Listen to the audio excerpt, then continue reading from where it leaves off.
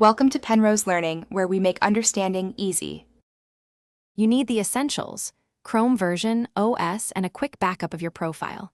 First, close all Chrome windows and kill lingering Chrome.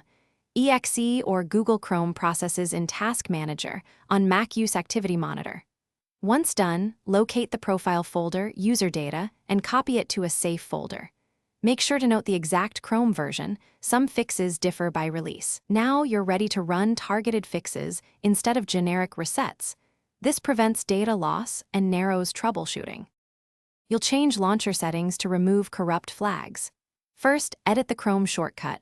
Right-click Properties and clear extra parameters after Chrome. EXE and Target apply. Next, navigate to the profile folder and rename files like local state or first run to force regeneration. Once done, launch Chrome using Chrome.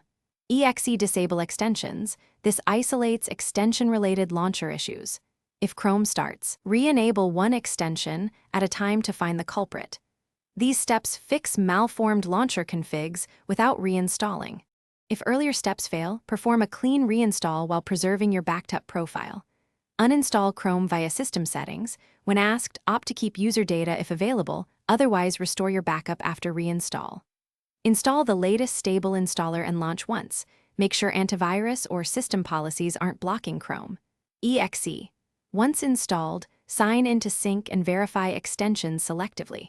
If Chrome still won't launch, check folder permissions and temporarily disable antivirus. These often prevent the launch.